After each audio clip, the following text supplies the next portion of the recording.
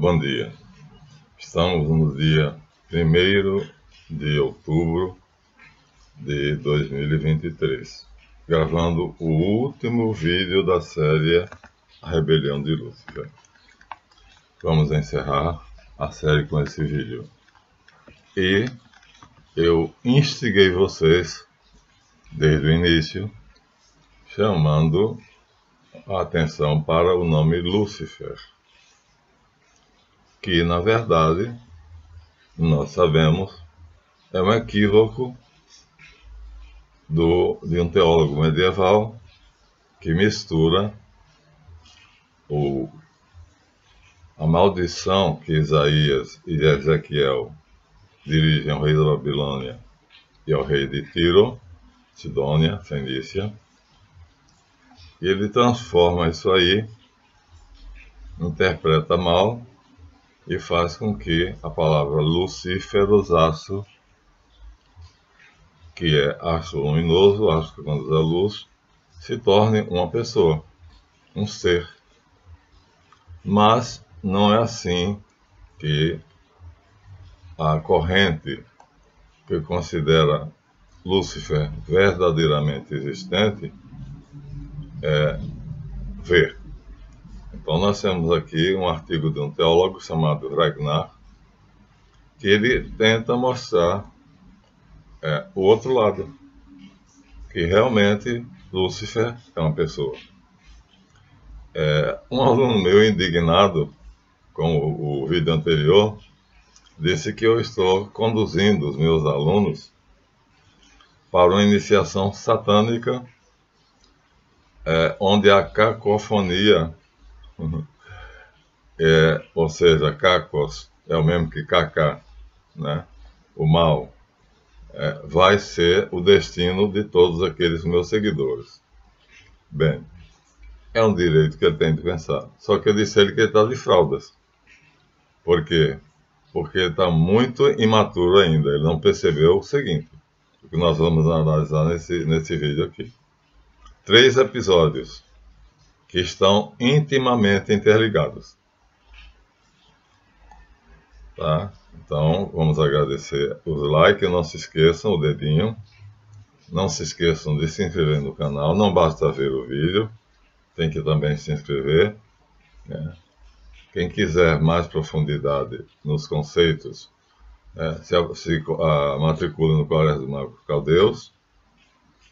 Estamos fazendo 4 meses de existência. Teremos uma live privada na terça-feira próxima, a primeira terça-feira depois de hoje, né? Hoje é domingo, então privada, só para os alunos do Colégio dos Magos Caldeus, onde eles vão fazer perguntas a respeito de uma coisa que também os neurofisiologistas não sabem nem onde está a consciência, né? Nem onde está a imaginação. A ciência não sabe. Então, a ciência está de fraldas. E o meu amigo, que comentarista, né, que disse que eu fiz ali um discurso iniciático, olha, eu esclareci desde o princípio, né? Eu disse desde o princípio que aquilo ali é uma página poética, que em português nós temos 2 gêneros, poesia e prosa, e a prosa é linear, escreve-se linearmente. Eu expliquei tudo isso. E que a poesia é quebrada e era rimada, hoje já não precisa. E entre uma e outra existe a prova poética. E citei Iracema de Zé de Alencar. Verdes mares bravio da minha terra natal, onde canta a jandaia na sonda da carnaúba. E eu dizia claramente que eu ia ler algo semelhante, prosa poética, portanto, pura poesia. Então, o texto não é de Eliphas Levi. O texto é gnóstico, é uma página gnóstica anônima, que Eliphas lê e se aprofunda, porque quem tiver o livro vai mais longe. E se aprofunda por quê? Agora que é o assunto do vídeo. Porque é uma semelhança incrível entre a suposta queda de Lúcifer na verdade, seria Satanás. Lúcifer é o nome que nós instigantemente colocamos aqui, né? Mas no precônio da Páscoa, no Vaticano se faz em canto, que não é gregoriano, mas muito parecido, uma belíssima ode a Jesus, chamando-o de Lúcifer, que redimiu o mundo e assim nos trouxe a filiação divina. Então, Lúcifer é o diabo ou Lúcifer é Jesus? Você vê que tudo isso vai nos levar a fecundas reflexões se a gente tirar as fraldas, como eu mandei o meu queridíssimo leitor e comentarista, né? Ele ainda está de gatinhas, como a ciência, né? Então, ele é seguidor da ciência ou então é fanático. Bom, minha gente, vamos começar tudo do início. E no início está na Bíblia hebraica, Bereshit bara Elohim et Hashamayim vet haeret. Nós já sabemos que a tradução correta não é no princípio Deus criou o céu e a terra. Já sabemos que é em Reshit, Bereshit. Traduzido literalmente é em Reshit. Quem é Reshit?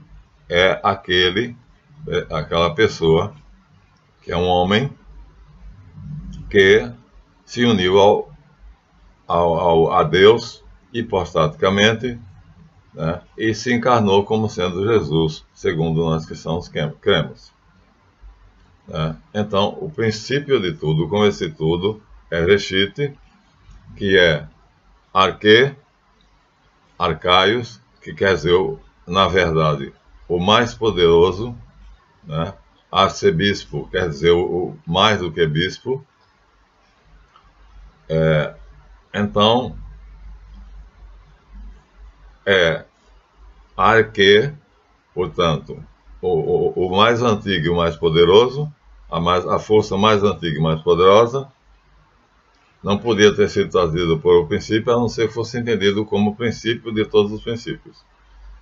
E é a este princípio, ou essa substância divina, Arque, Arcaios, Reshit, que São João vai chamar o Logos. E aí nós vamos entender que o Logos é exatamente a união hipostática, vai ser o Filho. Está aqui em grego, no original, o Evangelho segundo São João, Enarque enologos, Kaiologos en prostonteon, Kaiteos enologos. Ou seja, no princípio era o Logos, não vamos traduzir, e o Logos estava com Deus, e o Logos era Deus. Porque exatamente o Logos é Arque, Arcaios, é Reshit, e é exatamente a inteligência de Deus. Mas Deus quis criar o homem.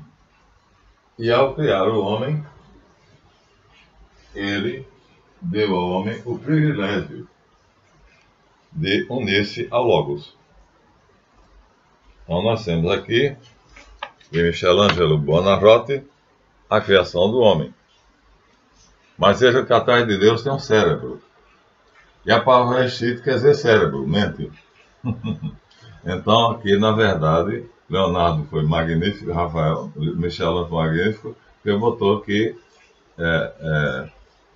é um cérebro, uma mente, que cria do barro um ser que tem uma mente, semelhante a essa que está por trás dele. Aqui começa tudo? Não. Porque o homem foi criado, porque Deus quis criar alguém que pudesse escolher entre ele e não ele. Então, na verdade, tudo passa de um desafio de Deus a si mesmo, né? Se eu tenho poder, vamos imaginar, é como se Deus dissesse assim: eu tenho poder de criar, de fazer uma criatura que seja semelhante a mim, e aí cria o homem. Mas o que é que vai acontecer? O homem cai. O homem cai. E nós temos aqui que essa queda é atribuída à mulher. A mulher. Então não é o homem que cai. Quer dizer, quem colheu o fruto da árvore da ciência do bem e do mal foi a mulher. Então a culpa recai na mulher, embora em alguns quadros se mostre com clareza que Adão tinha a mesma responsabilidade. Ou seja,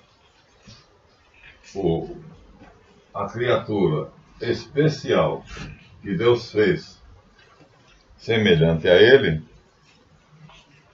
e aqui é retratado sozinho, aqui não tem mulher.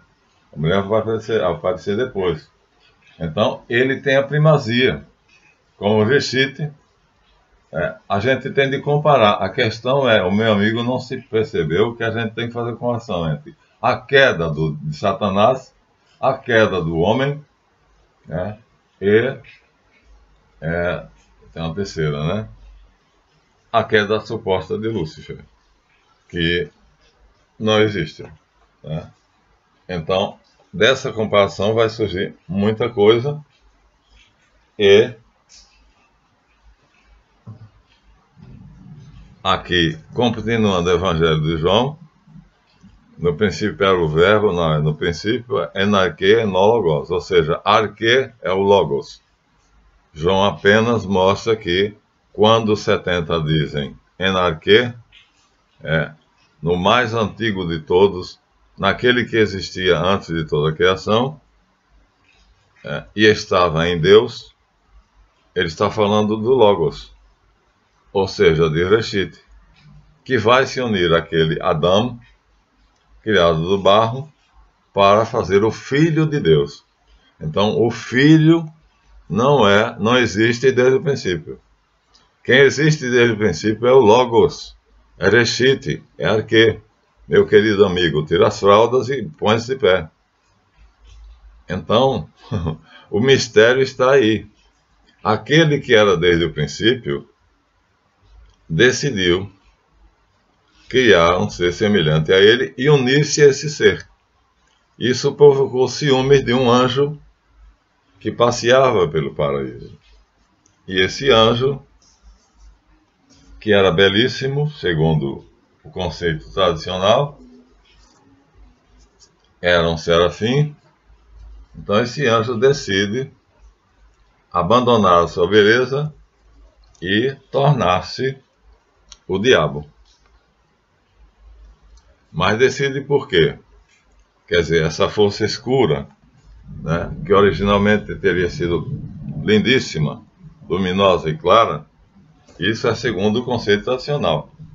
Então, meu amigo, o que nós estamos querendo mostrar é o seguinte: isto é uma versão, isso é uma corrente, isso é uma interpretação. Por quê?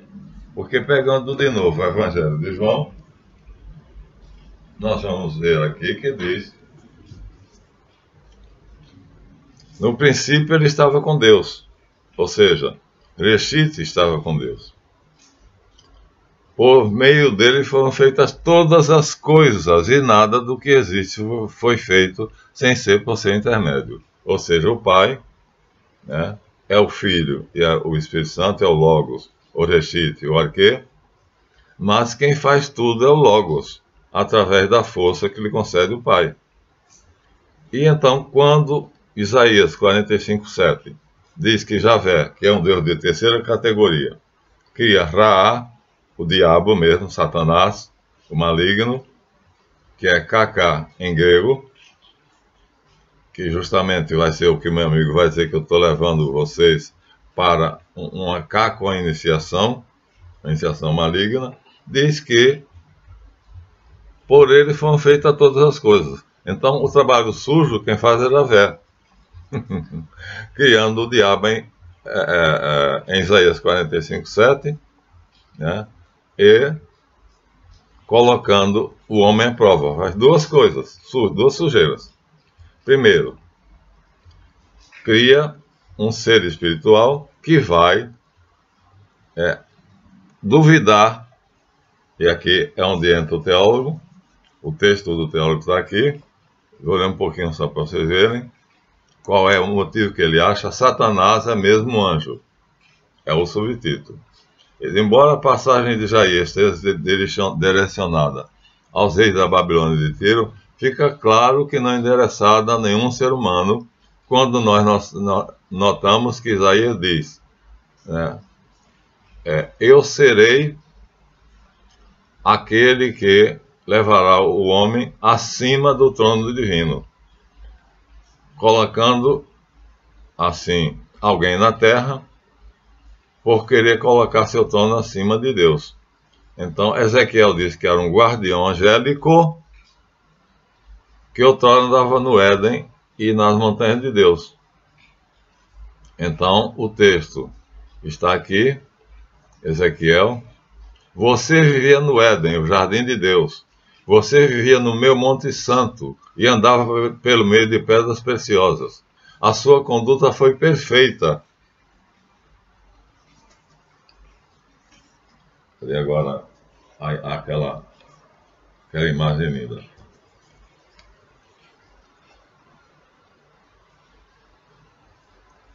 Até que você começou a fazer o mal. Mas o que é esse mal?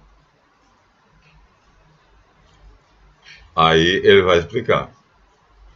Você ficou orgulhoso por causa da sua beleza. Então eu te lancei na terra. Lançar, cair. Essa queda, que é exatamente a palavra que nós temos que refletir e encontrar. Nós temos 4 leituras, meu amigo. Você é um aprendiz, certo? E como tal tem direito de errar. Mas nós temos Peshat, que é o texto literal, Emer da Ash e Sod. Então você tem que aprender o que é Sod, a leitura final, que é o mistério.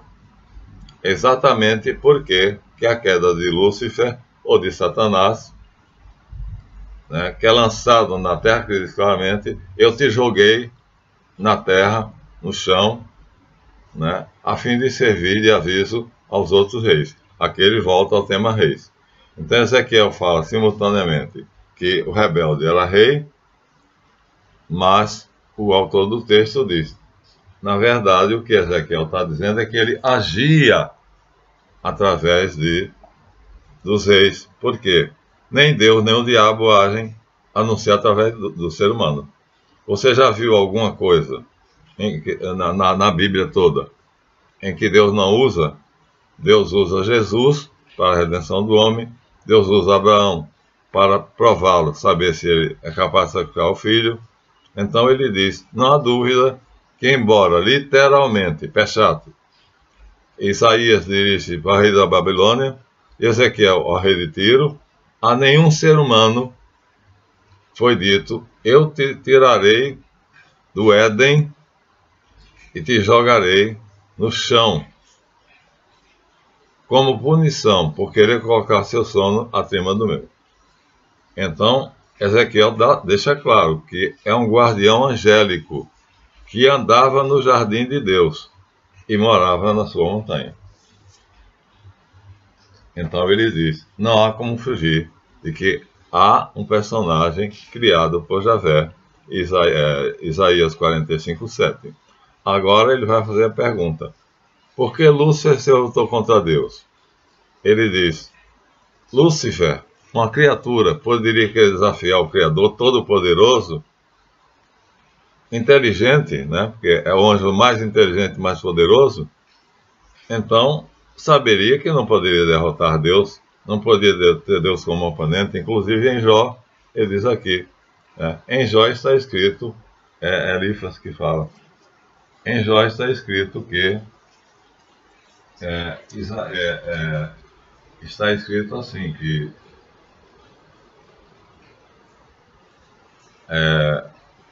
um dia os filhos de Deus foram se apresentar diante dele, e Satanás estava entre eles.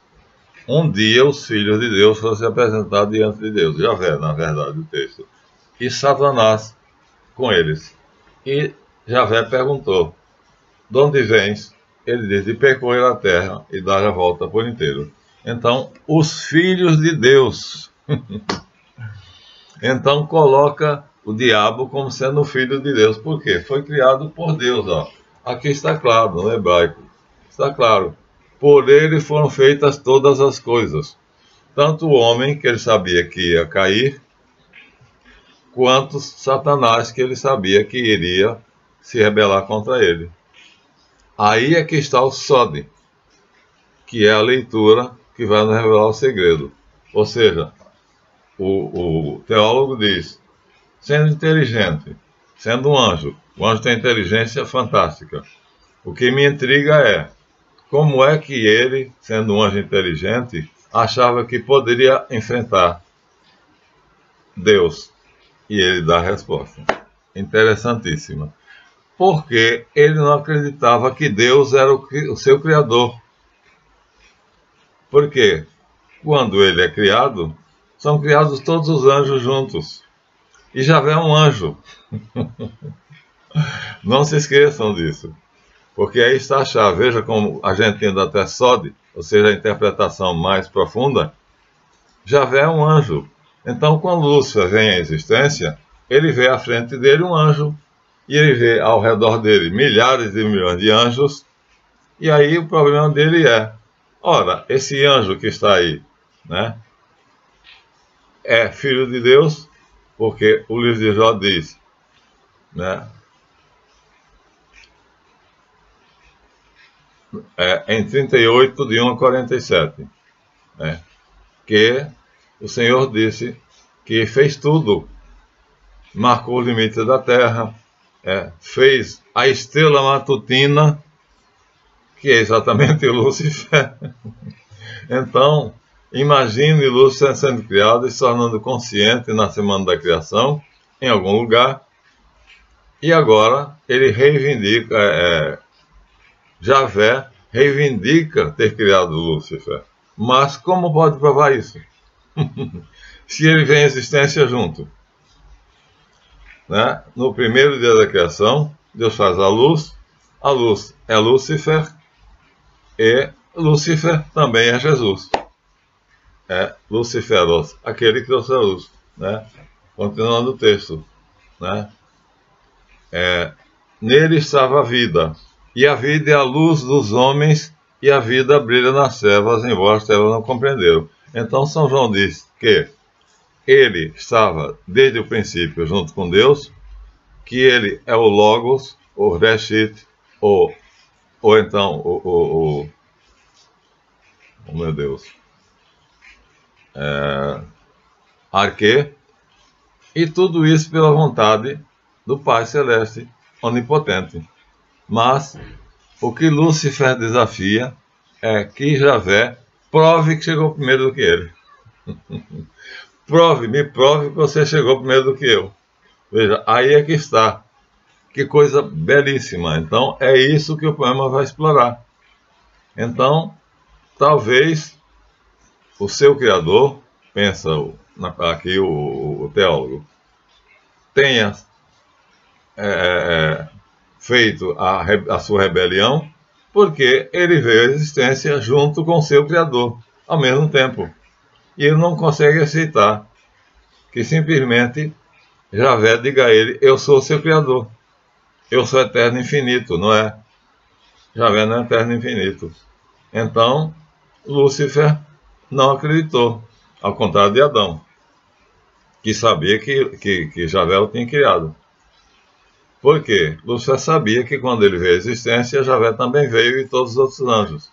Então, aqui não se trata, né, de uma cosmologia moderna, mas se trata da questão de que Lúcifer não acredita que Javé é o seu criador, porque ambos nasceram no mesmo momento. Javé, o anjo mais poderoso, todos os outros anjos, Micael, Rafael, Aniel, Gabriel, e ele, que seria Samael.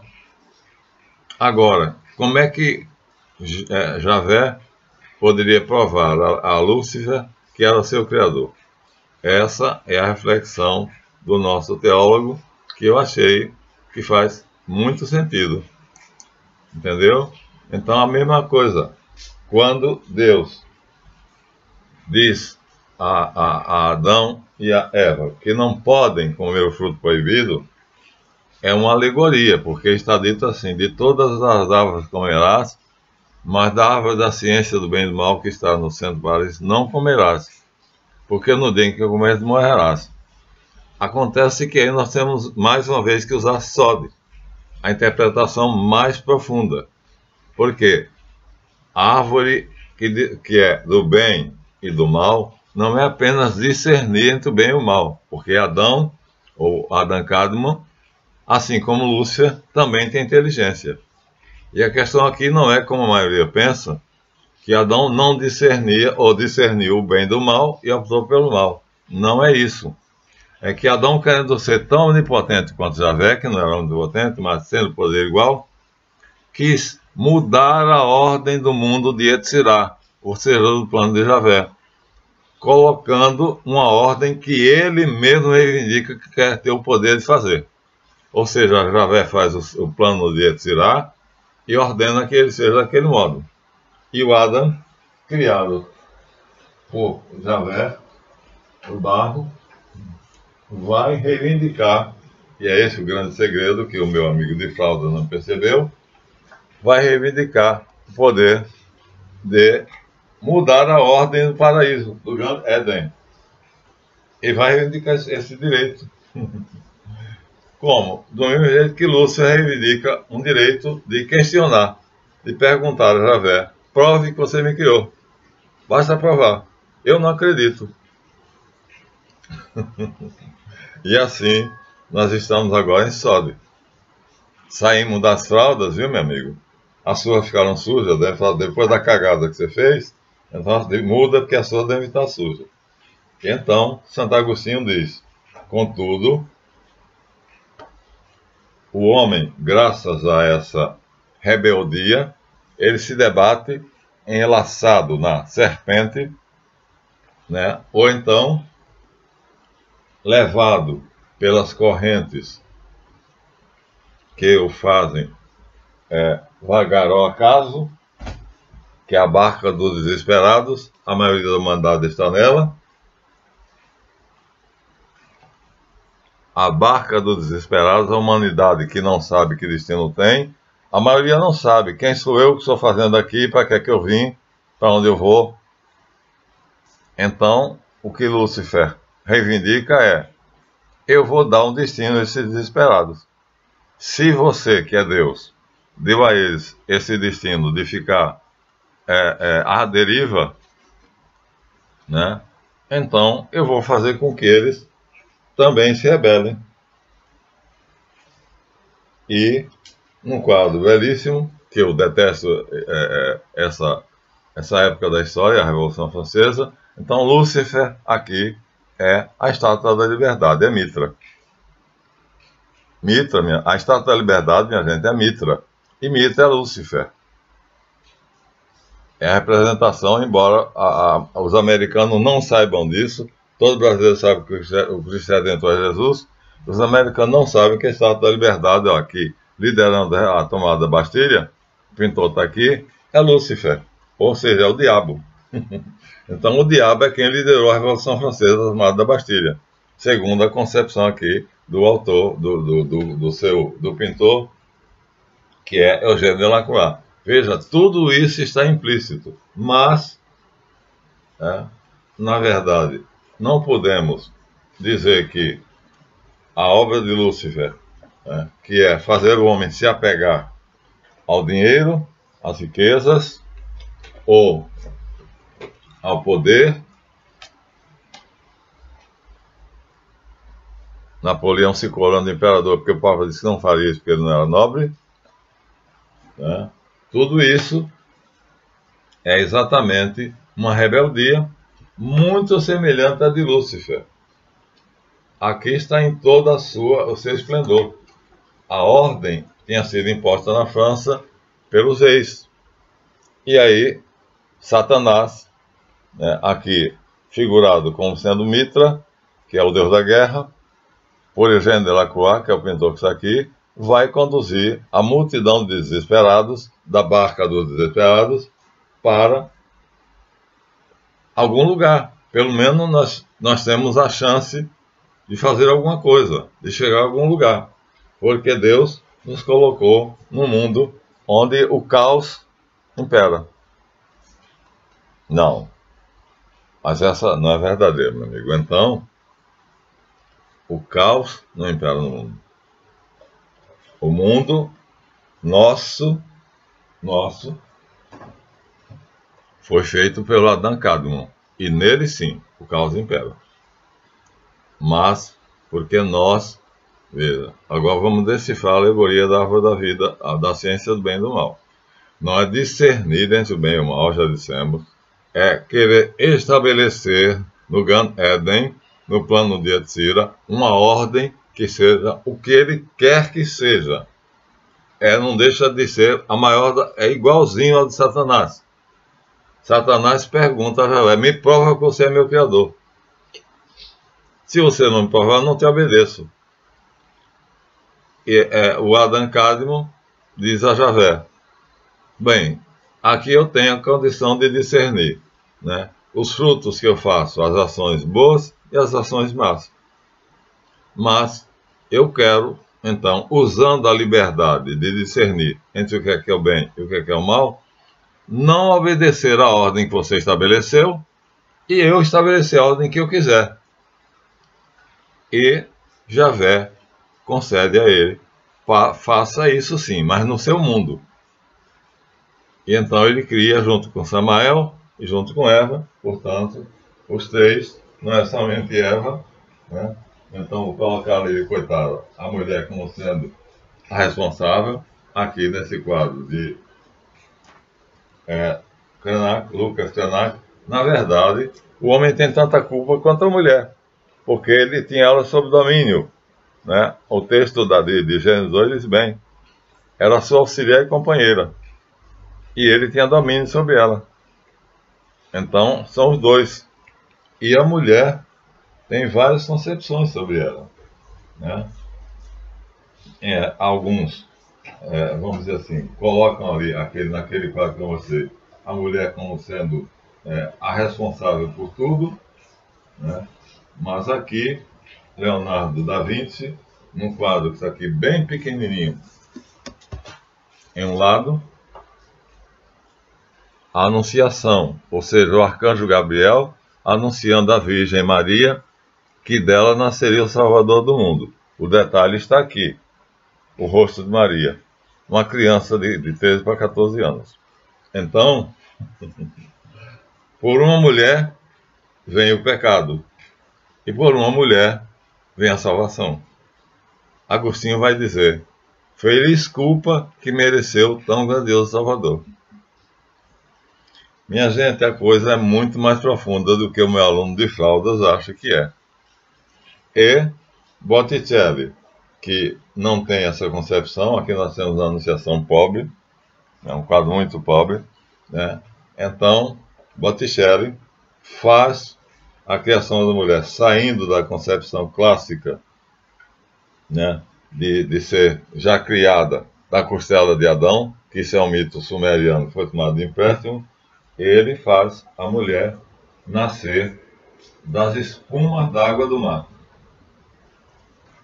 Ou seja, saindo do mito cristão, ele faz um mito grego, que diz que Vênus nasceu dentro de uma concha, nas espumas d'água do mar, e os ventos e as musas estavam aí. A luminária tira um pouquinho do quadro. Só esse aqui, viu, minha gente? Só esse aqui. Então, dá à mulher uma concepção belíssima. Mosteiro de São Bento se batiza com concha. Não se usa uma caneca, uma cuia, nada disso. Para lembrar isso, que a mulher original, segundo Botticelli, foi feita dentro de uma concha do mar. Sabia? E assim muitos, os beneditinos todos os mosteiros, batizam tirando água com a concha. Olha o detalhe dessa mulher, a beleza. Igual aquele rosto de Maria. Olha o detalhe dela. Então, assim, o que nos é proposto é, no final das contas, o que é o bem, o que é o mal. Você saberia responder a isso? Então, se foi Deus que fez todas as coisas, Se foi ele quem fez Adão e Eva. E já sabia, através de Javé. Mas por ele foram feitas todas as coisas, e nada do que existe foi feito sem seu intermédio. Então ele sabia que eles iam cair. Porque Samuel era mais astuto do que eles, está dito. A serpente era o mais astuto de todos os animais que habitavam no Éden. Ou seja, tudo é parte de um plano que eu mandei para muitos de vocês, mandei para os meus contatos, e que está no CMC, no Colégio Maior Deus. Então, esse plano é que nós temos que entender, que é qual era a intenção do Criador. A intenção do Criador, como diz Santo Agostinho, né, é fazer com que o homem, olha que rosto angélico, né? Isso é um anjo, isso aqui não é uma mulher. Então, tanto a Vênus de Botticelli, quanto o rosto de Maria Santíssima ali, uma criança, então contestam o aspecto demoníaco da mulher, fazendo com que ela apareça como sendo criada das espumas do mar. E Francisco de Goya Lucentes diz que isto é a mulher. Essa coisa belíssima é a mulher. Então, a questão é justamente você ficar entre esses dois conceitos. Essa beleza que cometeu o pecado, que obedecendo a Samael, desculpem, obedecendo a Samael, levou Adão, que tinha domínio sobre ela, levou Adão a querer impor a ordem do paraíso, segundo ele quisesse. Santo Agostinho disse, pode ser que tenha sido, mas acontece que, se tal não tivesse acontecido, nós não teríamos, aqui mostra ambos, aqui o caso está fiel, ambos ao mesmo tempo, ó, estão juntos aqui, Samael está aqui, ó, cabecinha dele aqui, ó, tá vendo, ó? Ravá está colhendo o fruto e Adão está aqui lá, é uma suruba dos três. Mas Santo Agostinho diz, feliz culpa, ó feliz culpa, que mereceu tão glorioso Redentor. E aí, esse Redentor é exatamente Yeshua, que vai fazer com que vai matar a morte, ou seja, vai neutralizar a rebelião de Lúcifer, vai fazer com que Lúcifer, que se acha o astro mais belo, perceba que na verdade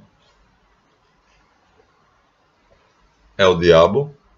Ele vai terminar aceitando essa sua condição e que há um Deus, que não é Javé, que é superior a ele. Ou seja, ele chega à concepção do Logos. E aqui, né, André Frossard diz, eu encontrei Deus.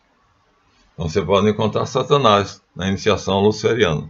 Você pode encontrar Deus, se você quiser. Ambos existem. Agora, Lúcifer é um nome instigante, apenas porque diz Elícias aqui, o próprio verbo, Logos, como se tivesse inveja de mim, quis descer do céu, atravessar triunfalmente as sombras do inferno. No credo diz, né? Ao terceiro dia, ressurgiu dos mortos, desceu aos infernos. Então, como se quisesse fazer a minha obra, o mesmo que eu fiz, ele também se precipita do céu. Portanto, a estrela da manhã, que precede o sol, e é chamada a insurreição de Lúcifer, também tem a sua glória. No poema, isso é um poema, é prosa poética. Isso não é um discurso iniciático. E aí, deixando agora o livro de Elífas do lado, nós vamos ver que sem essa rebelião não teria havido essa cena. Jesus, na sua glória no céu, coroando Maria, sua mãe, ele rei do universo, e ela rainha do universo. Então, esse é o plano divino. Per aspera ad astra. Pelos caminhos difíceis e escarpados, chegamos até a luz maior.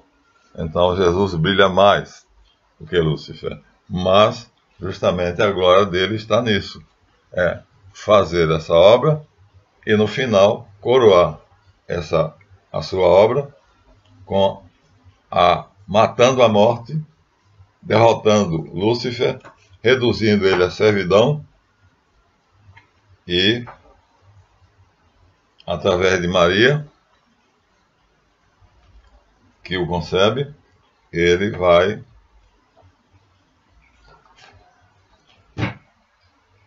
aqui na cruz, né? Ele morre e depois ressuscita, matando a morte, e depois vai finalmente subir aos céus. Aqui o quadro da ascensão, vamos ver se eu consigo. Que seria o triunfo final. O triunfo final? Não. O triunfo final já é ali a coroação dele e de Maria. Mas tem ascensão em um desses livros aqui, tem ascensão, né? Que seria o quadro agora que eu queria mostrar para vocês. A ascensão é justamente o contrário da queda. Ou seja, não satisfeito de provar a Lúcifer que, pela Imaculada Concepção de Maria, então nasce o Salvador do mundo, Jesus, então, ressuscita dos mortos e sobe aos céus. Aqui está a ascensão, segundo El Greco. Sobe.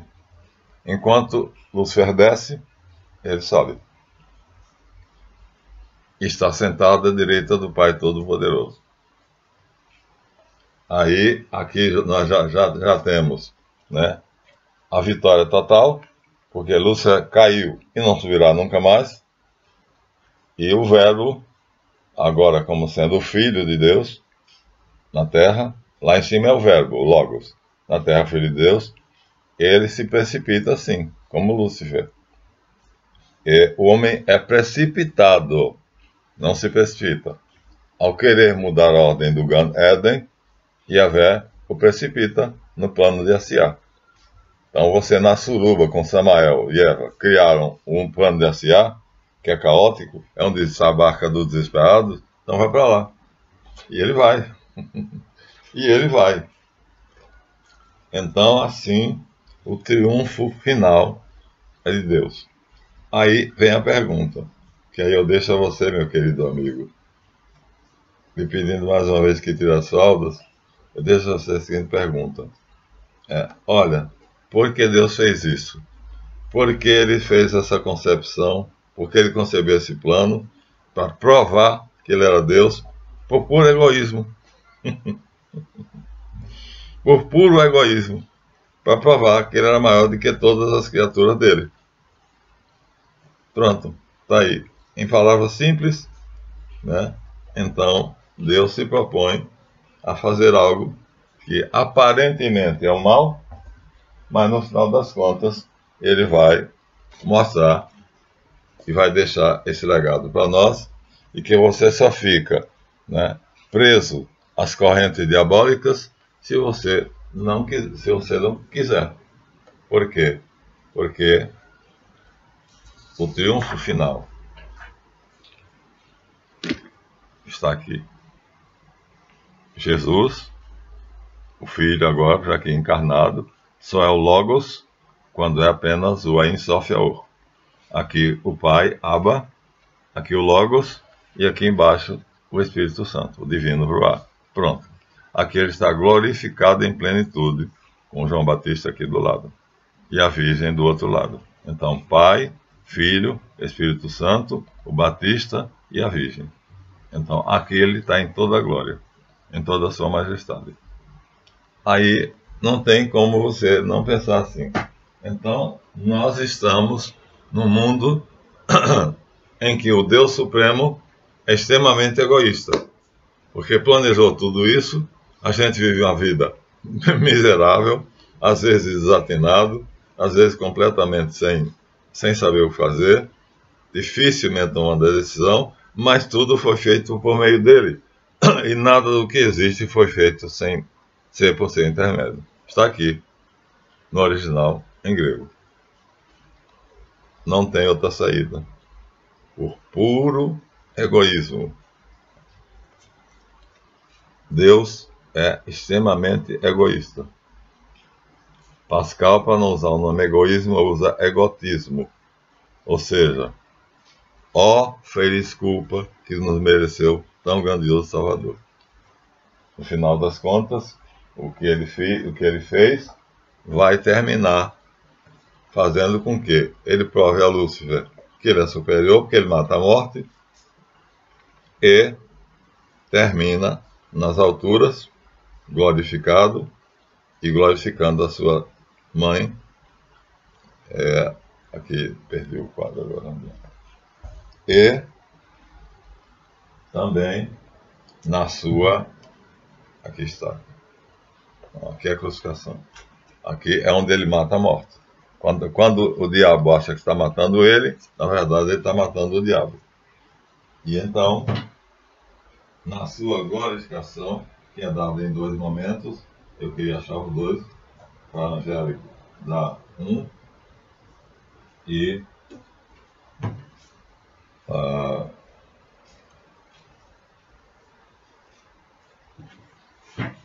o de Fra Angélico é ele colando Maria no céu, aqui. Esse é o triunfo final, é o grande final.